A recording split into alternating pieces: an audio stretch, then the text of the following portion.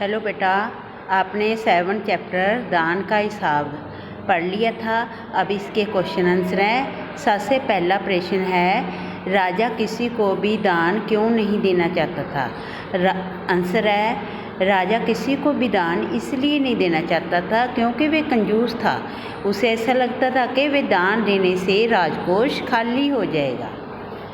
दूसरा प्रश्न है, राज दरबार के लोग मन ही मन राजा को बुरा कहते थे, लेकिन राजा का विरोध क्यों नहीं करते थे। आंसर है, राज दरबार के लोग राजा का विरोध इसलिए नहीं कर पाते थे क्योंकि उन्हें राजा के क्रोधित होने से भय लगता था। भय मीन्स डर लगता था। डर भी आप लिख सकते हो, भय भी लिख सकते हो। वे सोचते थे कि अगर वे राजा का विरोध करेंगे तो राजा उन्हें दंड देगा। नेक्स्ट है, राज्यसभा में सज्जन और विद्वान लोग क्यों नहीं जाते थे। आंसर है, राज्यसभा में सज्जन और विद्वान लोगों का सत्कार नहीं किया जाता था, इसलिए वे राज्यसभा में नहीं जाते थे। नेक्स्ट क्वेश्चन है, सन्यासी ने सीधे सीधे शब्दों में भिक्षा क्यों नहीं मांगी। सन्यासी ने सीधे सीधे शब्दों में भिक्षा इसलिए नहीं मांगी क्योंकि वह जानता था कि राजा बहुत कंजूस है और एक बार में वह बड़ी रकम नहीं दे सकता।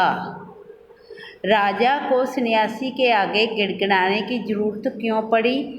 सन्यासी को भिक्षा देते देते राजकोष खाली होता जा रहा था, अतः राजकोष को बचाने के लिए राजा को सन्यासी के आगे गिड़गिड़ाना पड़ा। अब है बेटा, तुम्हारे विचार में राज दरबार में किसकी क्या क्या जिम्मेवारियां होती है। पहले मंत्री की क्या जिम्मेवारी होती है।